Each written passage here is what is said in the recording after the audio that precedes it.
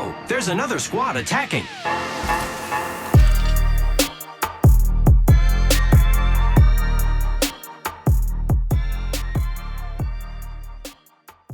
Welcome to the Third Party Podcast, your weekly Apex Legends podcast brought to you by Crossover Media. I'm your host, Shay, joined by my co-host, Henry. Henry, how's it going today? It's going mighty fine today. Very happy to be here. Lots of exciting content coming out for Apex, and we're just excited to be able to cover it. Yeah, it's a good episode, and these next couple of weeks are just going to be really awesome, and hopefully we'll see an influx of a lot more people into this community, and we can, help grow, and everybody can play together. It'll be a great time. Check us out on Instagram and Twitter at Third Party Pod. Sub to our YouTube channel, Third Party Pod. We stream weekly, 4 to 6 p.m. Pacific time every Thursday. We got a good one, though, today. We're going to be going through some reviews, news, talking about the new mode, Always Be Closing, sharing our thoughts on the new trailers that have dropped, talking Season 6 additions, dropping together per usual, and possibly ending with some questions, time permitting. We got a lot to cover, so we'll see if we can get to that. If you want to support us, please consider joining us on Patreon and get access to 2 extra podcasts every month, amongst tons of other benefits. Link is going to be in the description below. Let's dive into some reviews and news. First review is coming from Nickel Crab. Clearly passionate. Great podcast to learn more about the game and its lore. These guys are clearly passionate about Apex Legends, and listening to it will not only improve your gameplay, but also give you some enjoyment. Thank you, Nicole. Next review is coming from Jake Murray. Such a great podcast. You guys are so in-depth, and your passion for this podcast shows every week. I never miss out on an episode from you guys. I usually listen before bed, thinking of ways I can improve my skills while I drift off to dream about Apex. 10 out of 10. Nice, soothing voices before bed. We don't try to get too animated. Don't want to scare anybody. Just relax.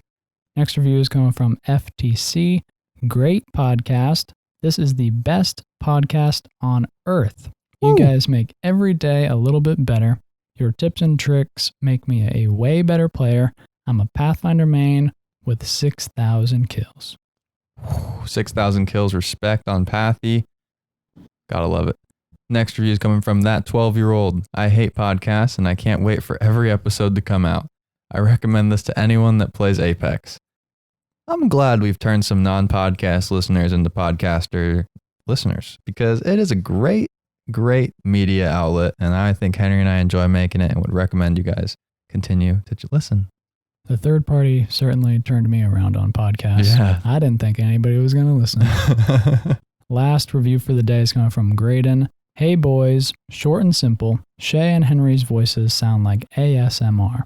I get really excited when a new episode is released. Thank you so much, Graydon. That means a lot to us.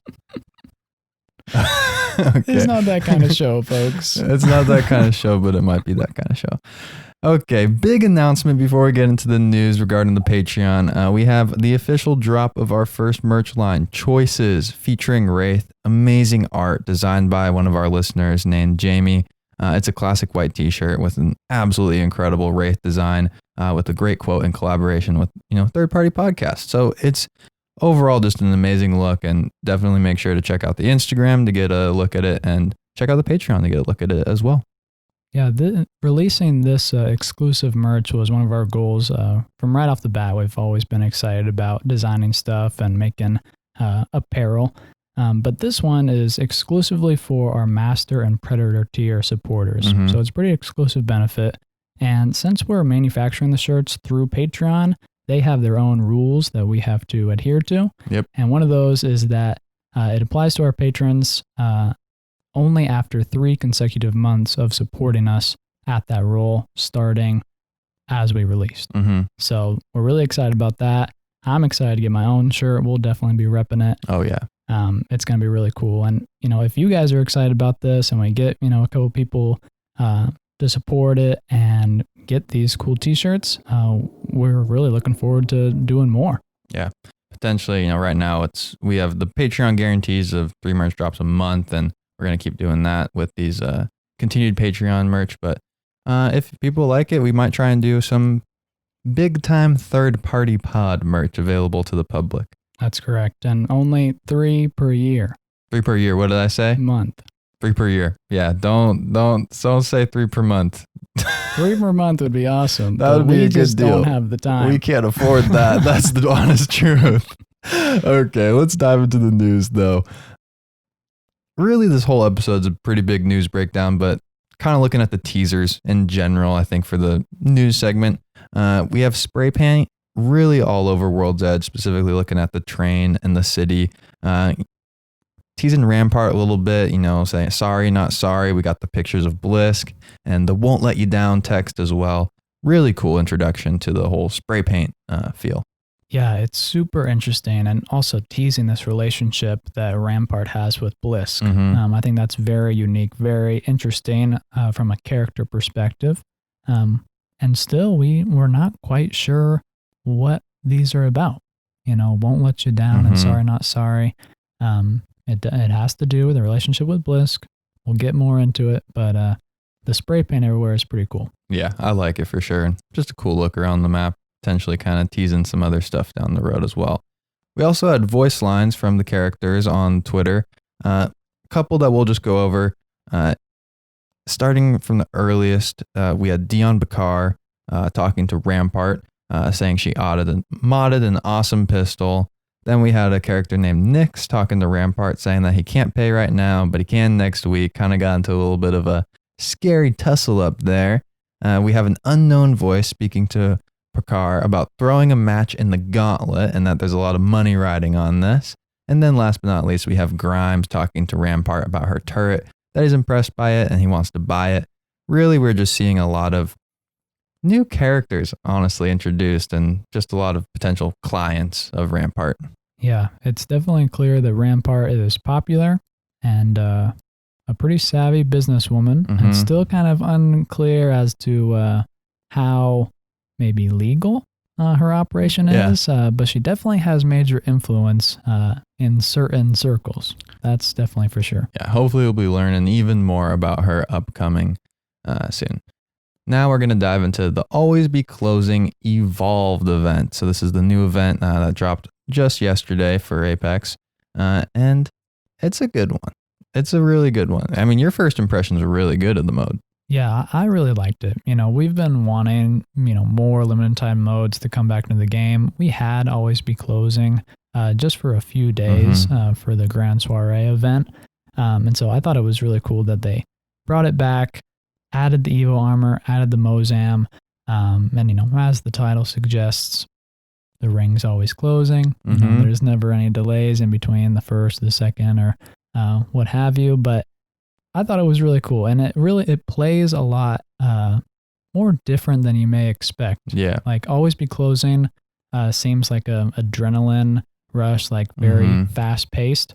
It's not necessarily that, but it's certainly different than regular queuing. Yeah, I think it just forces a lot of teams, and maybe it's not even physically, but psychologically, that they need to move closer towards that and final shrink. And so you run into a lot more teams and choke points early on. And it's just kind of an interesting vibe, feels a little bit more aggressive overall, but it's a good mode for sure. And I think the Evo armor as well really helps out with that. Yeah. Let's dive into like the new things that we have seen in this limited time mode. And the first of which are that at the beginning, there's 6 care packages that drop all over the map. Pretty exciting. It's exciting. And I think that leads a little bit into the next thing, though, because all those care packages have Spitfires in them, at least so far that we can confirm. The ones that we've found have 3 Spitfires. Reason for that being we have the graffiti mod hop-up introduced into this limited time mode. And that goes on the Spitfire. It has now given it 4 fire modes. And really, it's a paintball gun. Turns it into, shooting purple, yellow, green, or random colors. Additionally, adding faster reload to the Spitfire and an increased mag size. It's a really cool hop-up. It's really fun. And then you can change the fire mode in between the different colors, which is really cool. Like the purple, the yellow, the green, and then you can just do a random combination of these, which is really fun. And yeah, so the care packages have 3 Spitfires with the hop-up included, 2 stacks of heavy ammo per 3 slots. Yep. So the whole squad can get set up with this gun.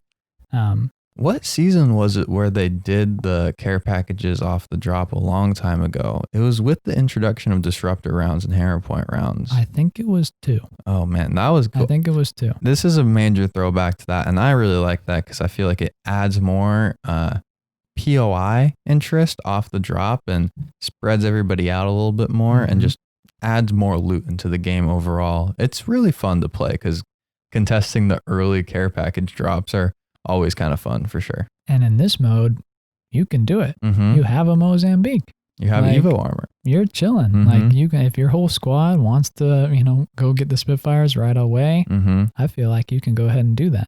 For sure. Looking at this game mode overall, though, there's 2 shrinks per game. You land, and the first shrink is 15 minutes to get to the final circle, which is not really a pinwheel, but it's a pretty small circle, which I think is fair to say. And then after that, you get about a minute and a half until you hit a pinwheel shrink. So it's 2 shrinks overall, but really the majority of the game is played with this always closing once off the bat. What have you been thinking, like, from that final circle perspective? Has it played differently than other final circles for you?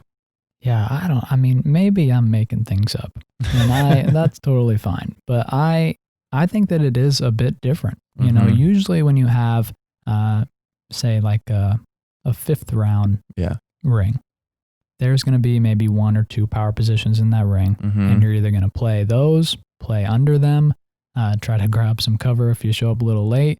But it's kind of like pre-planned, like where you're going to go, and you go there to secure it. With the always be closing final ring, which is kind of that smallest, the first one. It's final, but not really final. You can't really, it's so small, there isn't necessarily a good place to be. So you are kind of playing the edge of that ring, and you might be pretty far away from it and choose to defend that and maybe gatekeep or just have more vision on the ring. So I think it does play a little bit different, and I think it's really cool. It's very exciting. And, one thing off the bat is a lot of people and us gravitated towards the fast-paced legends to start because we like, ring's always going to be closing. We want to be able to get away from that. Really just how it plays, though, like Henry and I have dropped on opposite sides of the map and not run into any really issues with that zone.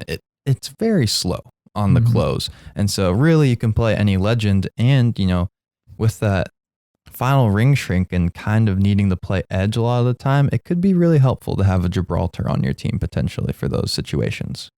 Yeah, absolutely. I think that, Apex, given the speed at which you run and the ring speed, jump towers as well. I think you can play any legend you want. Play Caustic, play Gibraltar. I think it doesn't really matter because you have the speed at which you run, and the ring closes pretty slow, and you have the jump towers. I think that you can have fun, play whatever. I don't think always be closing has to change the legends you play. For sure. What have you thought about the Evo armor being a part of this mode? I love it, Shay. Yep. I do. We've talked a lot about Evo armor. As soon as it came out, I don't think that it should always be like this. I like the different tiers of armor in Apex, but I can't say I don't like dropping and not having randomness affect those early gunfights. Yeah. Nobody's going to drop, get a purple armor, and then beat me because I have no armor and no gun. Yeah. Drop, everybody's on the same playing field. You earn to level up your armor. And it makes those early fights a lot more straightforward. A lot more strategic as well. Like you can outplay people and not have someone turn around on you because you shot them, but they had purple armor. But also late game, it's just hilarious. The armor swaps. Every box has purple at that point, sometimes red. And so, on console, a little bit harder to hit those armor swaps for sure. But I bet on PC, some of those end games are getting kind of crazy because you push to finish someone so you can grab that armor real quick before heading to that next guy. Yeah, it's pretty nuts. And I definitely think that it's a very cool, fun, limited time mode. Other advice, I guess, is because everybody knows where that, pretty small final ring is, be careful on those choke points. Yeah. You know, because some teams, and perhaps yourself, are going to go there knowing that people are going to funnel through here because I know where the ring is and where people drop. So I'd be careful about that. But yeah, I'd say go out there and have fun with it. Yeah, have fun. It's a great mode. Enjoy it and keep playing Apex. Keep your skills sharp before this drop of Season 6. Speaking of Season 6, though, we have a couple of trailers to react to. I think we're going to start with the boosted reveal trailer, so like the season launch trailer. And this is the big one. Normally every season really sets up everything cinematically and such. Really cool one.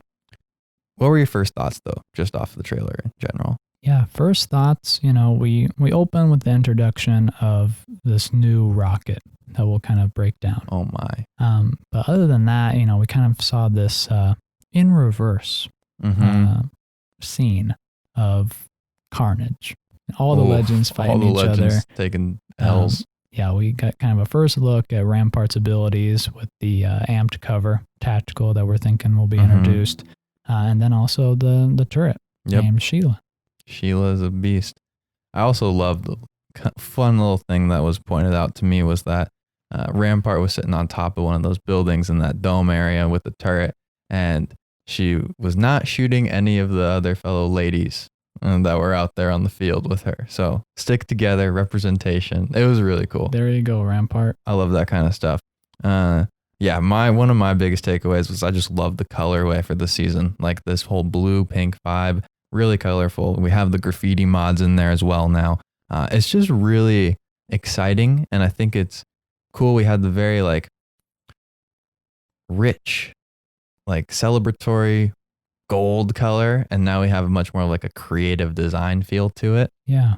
It's really cool. But yeah, let's talk a little bit about that rocket, because I think people may not be understanding the size of this rocket right now. At least in the cinematic, it towers above everything. It's huge. The dome is huge. The dome is huge in of itself, and those mountain ranges are huge. And this thing is poking out above the clouds, absolutely skying over everything. I'm excited to see how much of the rocket is playable. It didn't look super playable from the trailer, at least from what we saw. It looked like it was mostly under the rocket. But if you can get up there, that potentially can create a whole new power position on World's Edge. And I can't even imagine people with charge rifles up there right now. Yeah, potentially pretty cool. I mean, we saw the Harvester come in, and that thing is massive, mega. It's huge. And so is this going to rival that size, be different? The playable question, I think, is seriously big. It'll be cool to see. Do you think there's any deeper meaning to that boosted trailer being in reverse?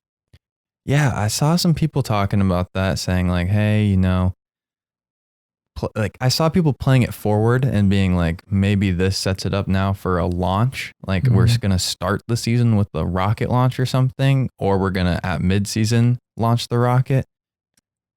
I'm interested because overall, it's very weird that we need a rocket in the first place. Yeah. I think, is that fair to say? That's fair. Because I think theoretically the first thought is no new map, because we're seeing World's Edge and we see a rocket.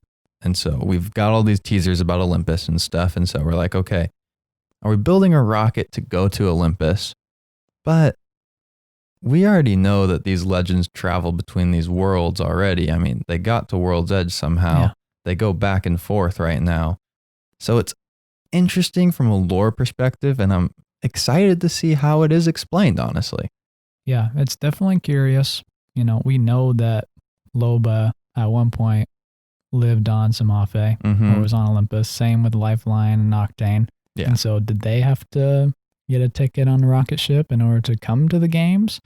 Kind of a puzzling question. The rocket is exciting. It looks super cool. Yeah. But how it fits into our story is definitely unknown, at least for us. Yeah. Speaking on the no new map aspect of things, I mean, I think a lot of people were somewhat disappointed by that. Had it teased for a while now. What we know, Henry and I, is from some leaked rumors and such, and talking to some people, is that the map was supposedly made, but there are so many bugs in it that it's unplayable. And obviously, none of this is set in stone, the truth or anything. We have no idea what's honestly going on. This could be a part of their plan for sure.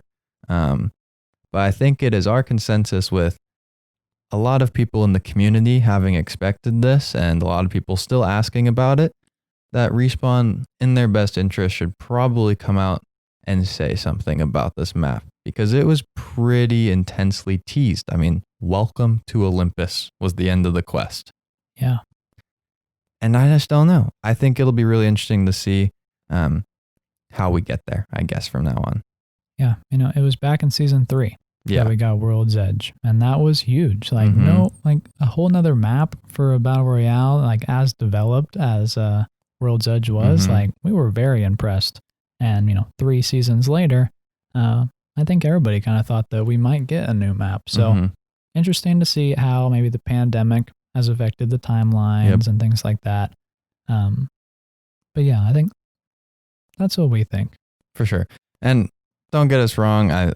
Obviously, slight disappointment in the lack of a map. Who knows what's going to happen with it, though. But we're still incredibly excited for season 6, and it's going to be freaking awesome. Let's dive a bit into now the Stories from the Outlands that was released just on Tuesday. And that is called The Endorsement. And I think the first thing is we should talk about is Blisk. Like, it was really cool to see the overlap between Titanfall and Apex this seriously. Henry and I are just such big Titanfall fans. And so the fact that, Blisk at the end of the trailer comes up to Rampart, drops the Endorsement or Apex Predator card and says to her, here, you earn this A, which is exactly what he said to Jack Cooper at the end of Titanfall 2, who is the main protagonist. And if you're curious about the Titanfall lore, check out one of our previous episodes. We did a deep dive on the lore and story of Titanfall and how it all related to Apex. But seeing that crossover was really, really cool. Yeah, it was. We were definitely excited to see Blisk just because we had these teasers of Blisk being painted around the town. But yeah, it's definitely a very cool start to a legend. The trailer was pretty interesting. We saw Bangalore and Gibraltar. A bit more casual. Chilling, hanging out. Drinking Elliot's whiskey. True. Yep. Very cool. Love to see that. And then we had an introduction of a lot of new characters. A lot of new characters. How important it is kind of up in the air. We didn't get a whole lot of dialogue to support these entries, but if anything, it kind of shows the diversity and, fullness of this universe, that it's not just the legends living around here. Yep. Do you want to go into a couple of the people that we saw? Yeah, sure. I mean, we saw a lot of characters, and obviously we got to see Rampart being incredibly badass and take out a lot of them. Those are some bullets. Those look permanent to me. And I gotta say, I don't really know what these hoodlums were doing, showing up to a weapon modder's shop with swords. Yeah. I don't really know what the plan. I'm not saying Rampart's not a beast and didn't handle him easily, but I don't know if they brought the necessary equipment to do whatever they had in mind. For sure. Speaking of the characters, though, one of the characters with the sword, blue-haired girl. That's all we really know about her. She ends up knocking out Rampart towards the end of the trailer. A lot of people were saying she has some kind of cool looking uncloaking, maybe invisibility ability of some sort, just because, these legends always get teased in earlier things. And so maybe somewhat day down the road, we'll see that and see how her story plays in. The more exciting theory, I think, that's going around a lot of places, though, is the character of Big Sister, who showed up red hair with the mask on, glowing orange. And a lot of people are thinking that this could potentially be Mila, who is Crypto's sister that we were confirmed to have been alive after we thought she was dead. A lot of people are pointing to the eye color, though, saying that Mila has green eyes, and so it can't be Mila. I will say that, and I've seen a couple other people saying it, that the eye color changes in the trailers for a lot of characters based on the trailer style and stuff. So like Forge had some green eyes and his eyes weren't green in his cinematic as well. So I don't think that should be the end all be all to rule that out, but I just love the idea of potentially introducing characters in this way.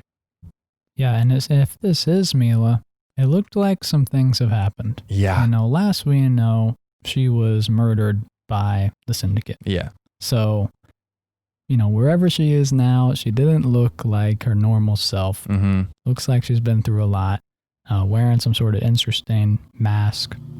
Who knows what it could be for. Health reasons, mercenary reasons. Is she on revenge too? Mm-hmm. What were they doing there talking with Rampart? Yeah. Like, interesting stuff. Yeah, and as much as this was a story of the Outlands supposedly sharing Rampart's introduction into the games, I still feel like we have a lot to learn about this character. And personally, I was a little disappointed that we didn't hear much about her backstory, honestly. Like, we already knew she was a weapon modder from everything they've talked about. And even in the captions of the videos, they spoke of her winning in the gauntlet and stuff. And I would have loved to see that and learn a bit more about her character, because she seems like a freaking badass and really interesting. Yeah, I would definitely second that, and that we didn't really get a lot of the history, and we've heard a lot of kind of rumors about her underground fighting. Yeah. But it's definitely, hopefully we get some more. Yeah. We get to flesh out this legend a bit more. We know they have a pretty good relationship with some of the legends at least, and so that's definitely fun, and hopefully there's some cool interaction between all the legends in season 6. Yeah. Fun trailers overall, though. Apex always has entertaining trailers, at least. Let's look at Rampart, though, in general, and we're going to flesh out some of her abilities, at least just from what we've seen and what we've had leaked.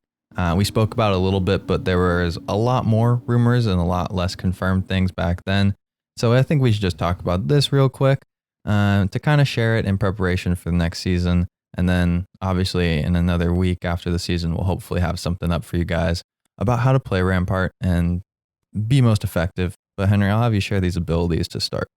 Yeah, so I guess we'll start off with maybe the most controversial ability in the passive. Yeah. The one that we've definitely spent the most time talking off air about, but it's titled Gunner, and it boosts the mag capacity and reload rate of light machine guns. Kind of what we're seeing being teased with this graffiti mod hop up in the LTM.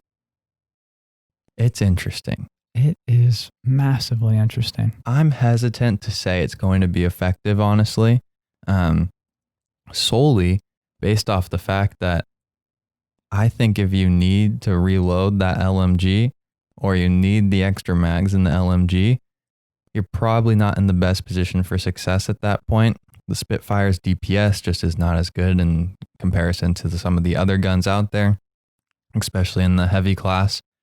And so it'll be interesting to see how this could potentially be effective.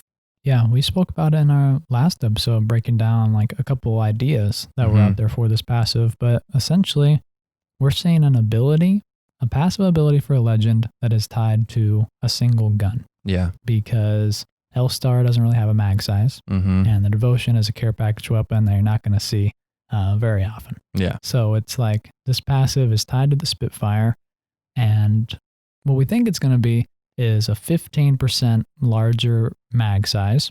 And what that looks like is typically pick up the Spitfire and it has 35 bullets with no mag. Having this passive would make it 40 bullets. So, there is a difference there.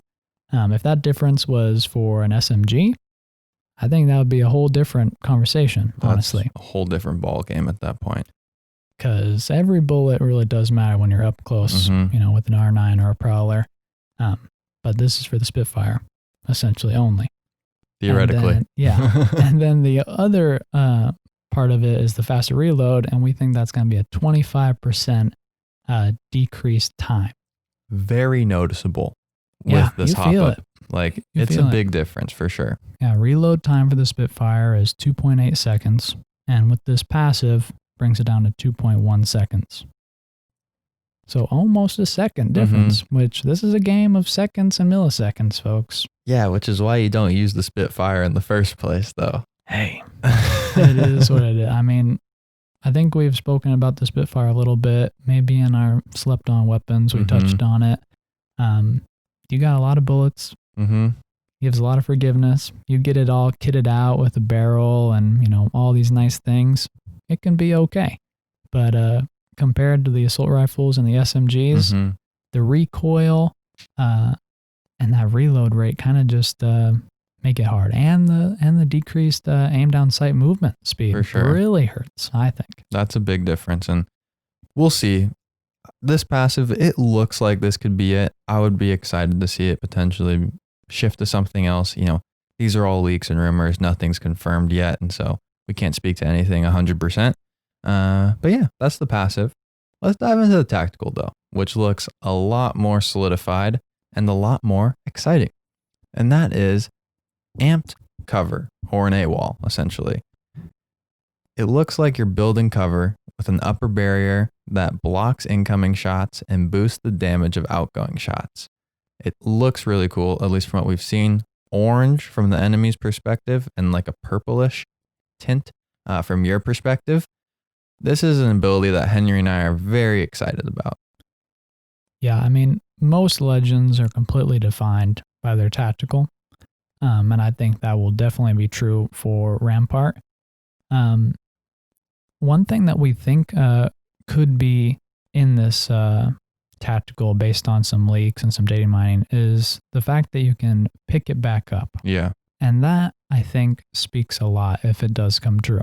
Because how this cover exists in the game really is important. Like, does it disappear like a Gibraltar Dome after 12 seconds? Does it have a timer like Watson? Yeah. Does it have the 90 seconds? Then it just breaks. It is a shield that you'll be shooting through. And so does it have damage? Like, does it have hit points that could potentially be destroyed by artillery or grenades or bullets? A lot of questions, but the fact that you can pick it back up makes me lean towards it doesn't have hit points and it doesn't have a expiration. That you put it down and it's there and there's nothing anybody can do about it except Rampart, who can pick it back up and then probably not place it on a different angle, but then it has a cooldown in order to place it back again. Yeah. It'd be interesting. I'm excited, and we'll see how much it changes the bullet damage. Boosting bullet damage could be a big deal, mid to late game especially. A couple percentile points could make all the difference in gunfights, and this could be a very good ability for that. It could be very, very good. At least we'll be playing it. We'll be testing it out. We'll be giving you guys the updates. But in theory, you slap one of these down, put a Watson pylon behind it, you're invincible. You're not taking any damage, and you're putting out some serious firepower, especially if the whole team's tight. So this tactical, I think, is going to be big. I think it's going to continue to fit into the defensive meta that everybody seems to like in Apex. I'm excited to get in there and try this thing out and hopefully see that it's really good. And Rampart can definitely be a viable option. For sure. Last but not least, we have the ultimate. So the leaked files read it as emplaced HMG. Place a mounted machine gun that anyone can use. High ammo capacity, long reload time, requires heavy ammo. We now know it is nicknamed Sheila and looks cool. And we saw it first look in both trailers of it, and we saw it placed behind the AWOL, which is also very exciting. Henry and I are very interested in this. Balancing a turret in video games is a task. And Apex has not done a great job of having the legends introduced into the game be very relevant at the start and up front. And I hope that with this turret, we get something that is more impactful early on. Yeah, we're definitely at the edge of our seat on this ability. Ultimates by themselves are very special. When do you use an ultimate? Is definitely a huge decision for the entire team. Affects everybody. And, my craziest thing is, say I'm playing Rampart, I got my flatline, I got my G7, I'm feeling good. In what situation am I gonna not want to shoot with my G7 and flatline that I've been honing my skills for over a year to use this turret. It must be pretty good. It has to be. It must be pretty dang good. And I'm excited to see how it plays. This concept of it taking heavy ammo out of your inventory is definitely an interesting idea, at least at this point. Yeah. For balancing, if it is very, very powerful, but if you're not carrying enough ammo, or maybe the rate of fire is ridiculous and just shreds through ammo, that could be a very interesting balancing idea to get a turret into the game and make it be really good. Yeah, I think that's fair. It's exciting. I'm looking forward to next week and seeing what happens. This is going to be a really cool legend potentially. And hopefully she has some really good abilities in game that alter things and can be very exciting to play. Let's dive into the new weapon that has been confirmed. That is the Volt. It's going to be awesome. First fully automatic gun to be introduced as a ground weapon potentially since the Havoc. It's been a long time coming. We've gotten a lot of snipers over the seasons. Yeah, we're really excited about this. You know, it's been a long time. You know, season 2, we got the L-Star coming in as a care package weapon. Then we got the charge rifle, season 4, season 3. Then we got the Sentinel in season 4, and then we took a break, season 5. And so having a SMG and a full auto gun is definitely interesting, and we're excited to see how it shakes things up. Yeah.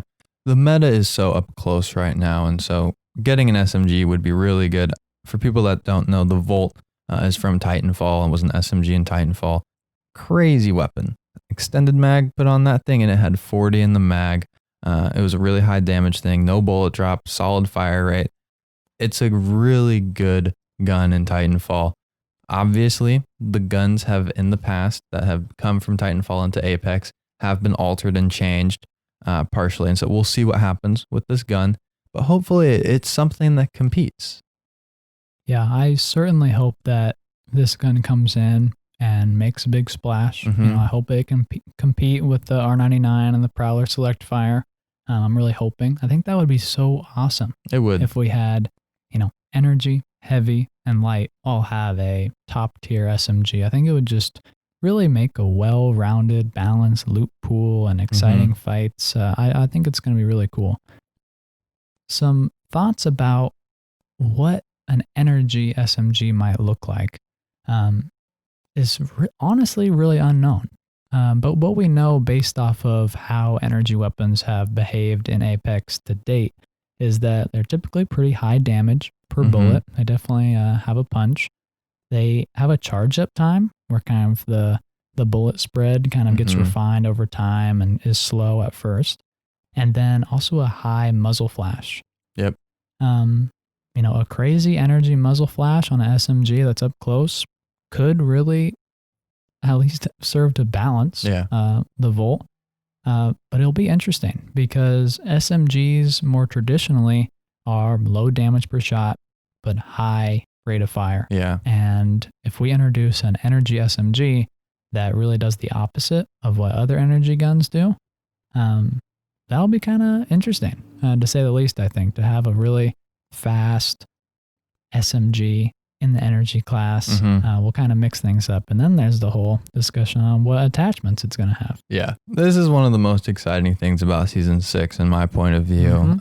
You know, extended energy mags are not a thing in the game right now. And so will they be reintroduced? Will it be more like the Havoc and that you pick it up and it pretty much is what it is, throw on a stock? Will we get a hop up with this weapon at all? Like, there's so many questions. It'll be really interesting to see, and I'm just excited. I really am. Yeah, we were joking a few days ago about the story of Apex, and if you were to write a book about it, the tagline might be an energy story. Yeah. We've just had so many energy weapons introduced, and so many changes to energy as an ammo type and attachments and things like that. So, you know, with the introduction of a new energy weapon, will they change back the drop rate of the energy ammo? Will there be changes to this? So lots of unknowns, but this is probably what we're most excited about, just like you said. For sure. New gun, big deal. Next thing is crafting. This is a wild card. I think that's the best way to put it. The Apex website reads, introducing crafting. Don't like your gear? Collect materials around the map and build something better. We have no idea what this looks like. There's not any rumors, leaks, nothing. Is this going to entail having new things to find around the map, like crafting material or armor fragments to put stuff together? Will you be able to carry extra armor or guns in your inventory so you can use them to craft? And where do you craft? And how common will crafting be in this game? Yeah, this is definitely a huge new mechanic to be put in the game. And yeah, like you said, we don't know what this is going to look like. Is it going to overhaul the entire inventory system of picking things up?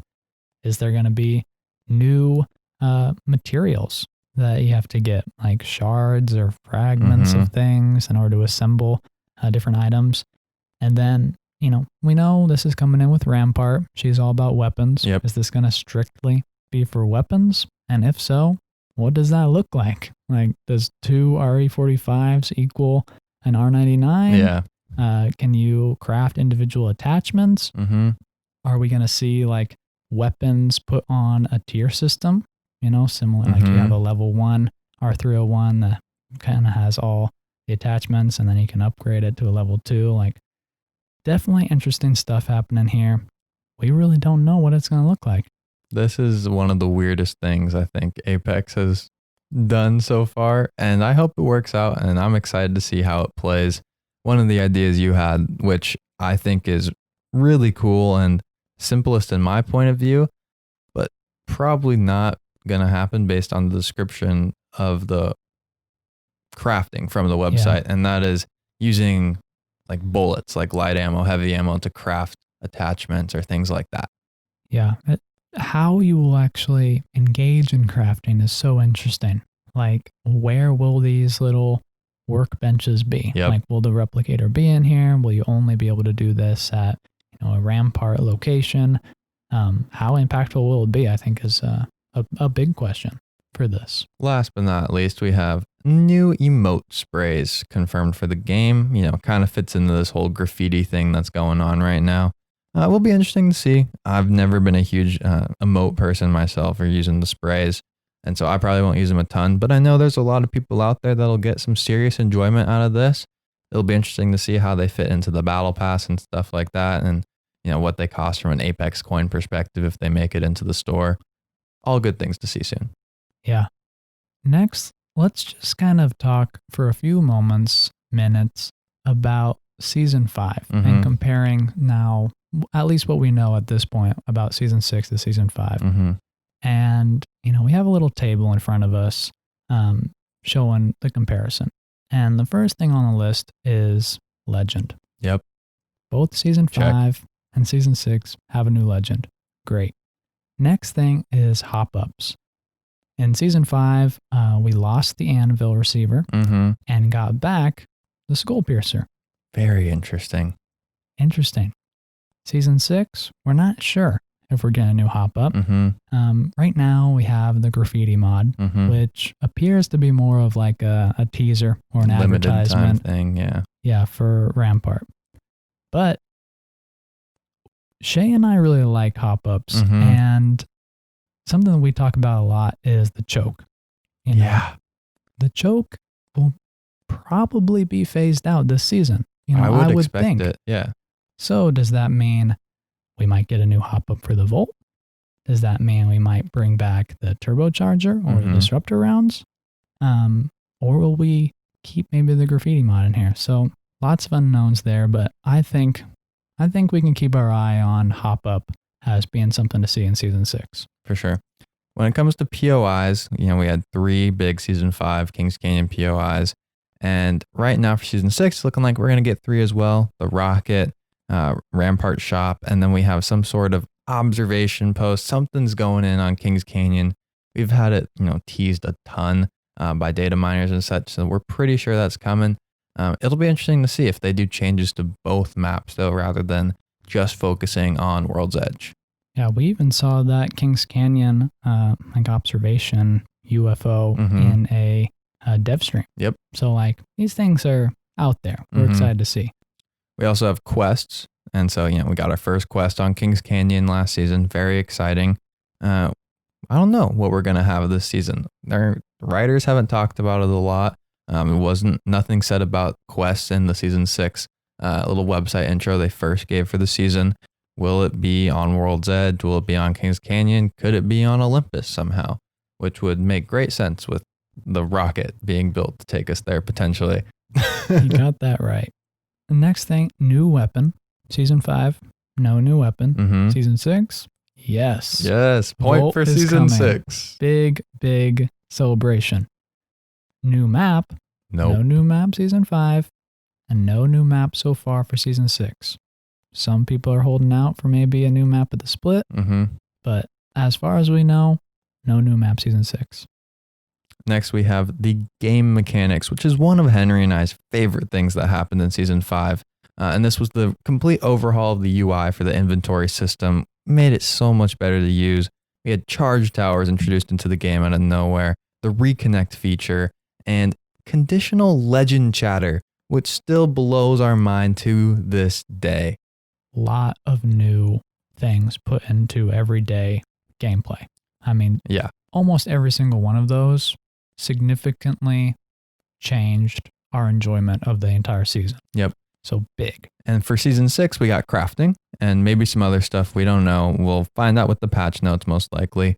It's just hard to think that anything could even compare to that though, which is so crazy. Like legends talking to each other is insane. So hopefully crafting's really cool. Yeah, and we got a lot of that cool stuff in maybe the gameplay trailer, the Battle Pass trailer. So there's time. We also had legend balancing in season 5. We got Mirage, Pathfinder, and then Bloodhound and Caustic kind of got some balancing changes to them. Those are the big ones. Obviously a lot of other stuff as well, but those are the big ones. We also, in season 6, we don't know. Maybe Bangalore, maybe Loba. People are still begging for some more Octane changes. It'll be interesting to see what they do. Apex is in a really good state right now from a balance perspective. A lot of complaints about Revenant. We might see something with him potentially. But compare it to back to like season 2, season 3, like Apex is in such a great state, so I wouldn't expect to see as many changes. Then with weapon balancing, we had big changes to the alternator, RE45, and the Sentinel, changing it from using batteries to cells. And season 6, we're not quite sure what we're going to be getting next. And then had new gold weapons for season 5, 5 of them. Still don't know what we're going to get new season 6. Maybe flip-flop it, change it up. I would love to put a bruiser on anything. 2-time digital threat's been a rumor for a long time too. And that maybe that gets introduced on a gold gun. That could be really cool. That would be a pretty big content thing in my opinion. We then had some gold items. So we had changes to the gold armor, how it was used, taking away the fast heals from it, and also had in competitive play changes to the knockdown shield, which was kind of interesting as well last season. And then season 6, obviously we don't know what's going to happen. They've been making a lot of changes to gold items, so we could see something coming for sure. Then we have care package stuff. Peacekeeper and Mastiff got switched, which was absolutely huge. Kind of came out of nowhere. Not a lot of people were expecting that. And it's going to be exciting. There's been some people speculating the R9 could end up in the care package. I'm doubtful of it, and I don't think it would be great for the game, but it's been thrown around, at least on Twitter. It certainly has. But that's kind of, comparing season 5 and season 6 from what we know. And I think the overall point of this is to show that season 6 is going to be just as exciting, if not more exciting than season 5. People are definitely going to be disappointed in the lack of a map after how much it was teased, but really enjoy the season for what it is. And, Apex is obviously going to do what they can to drop more content and stuff. Hopefully we'll see some more limited time modes potentially mixed in throughout the season. But I think we're getting a lot of good stuff this season that's going to be really entertaining. And now we have the Dropping Together segment. Today we are featuring Anthony. Hey guys, I love your podcast. I listen to it every Wednesday morning at work or driving. I like to think I'm a good player, but your tips and tricks help me stay centered. I've been playing Apex since launch, and I have an idea for a feature on the next map or potentially a new game mode. The new map could feature an energy rainstorm after round 4 starts. While outdoors in the rain, it would act to speed up the cooldown of all abilities. This could make for some aggressive and exciting gameplay. What are your thoughts? Could be really cool. I love environmental shifts and maps and stuff. Like that's one of my favorite things about a lot of video games in general. And so seeing that in Apex could be really, really cool. Kind of sounds like a second zone in a way, which could be kind of interesting. Yeah. But I'm not against the idea in whatever capacity it is. Maybe something that gets introduced with a new map, some sort of environmental twist. I don't know. I have nothing against limited time modes. You know, like people say right now the Apex is all like abilities only and less gunplay. I disagree with that. And this would, certainly make for more abilities, less gunplay. But that's fun, And for a limited time, that's really cool to be able to showcase what these abilities can do. I'm all for it. For sure. Anthony plays on PS4. He says in pubs, he's usually top 5 after his team rage quits. He needs some team to stick with him so he can get some more wins. His username will be in the description. Make sure to give him some ads and play some great games. Time to wrap it up with some questions, though. First question is coming from Druins_22.